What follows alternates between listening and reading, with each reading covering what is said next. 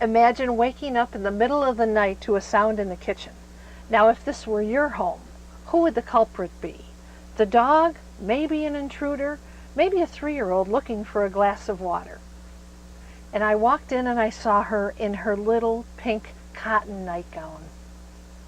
"I'm cold," she said, her words not aimed at anybody and certainly not at me. "I'm cold." Well, this was no 3-year-old. Instead, it was my 92-year-old, 80-pound mother-in-law who for the last 2 years had been held fast in the grip of dementia.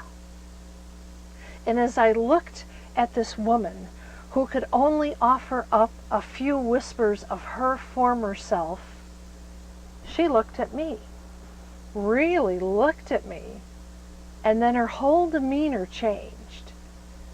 And in a voice that was a little more recognizable, she said, "Why are you dressed like that?" Dressed like that. A moment of lucidity. I had on underpants. Now that day my husband would have called those my granny pants. I had a camisole on that we would wear under a sheer blouse.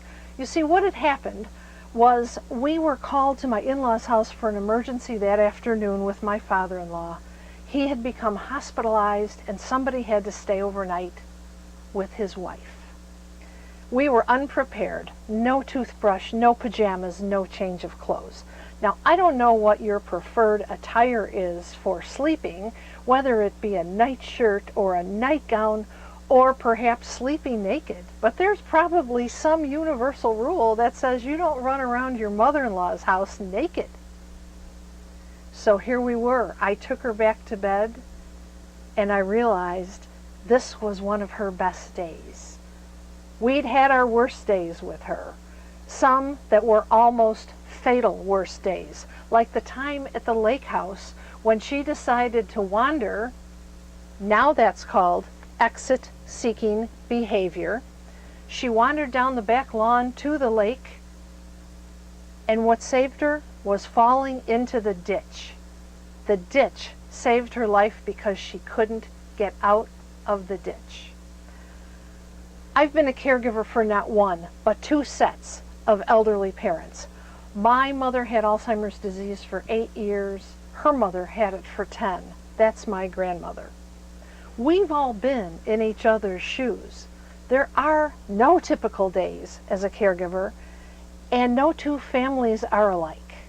It's almost like our best and worst days are sitting in front of that contraption at the eye doctor's office where we look at the dials and he goes, better or worse, better or worse. We want to make sure that we become fierce warriors of care. We need to push our best selves forward. And a few best practices to make that happen are, number 1, take care of yourself first. We've heard it a million times. Put on your own oxygen mask before you help others. Number 2, involve the elderly in everything that we can. They want to be seen and they want to be heard. Number 3, ask for help. How about that root canal that you had? Did you do it alone? Don't go down this road alone. And finally, in your worst days and the worst times, as a fierce warrior of care, know that you are doing your best. I'm Cheryl Kuba. I want to hear your stories. Let's plan to meet in November in Chicago at the National Caregiving Conference.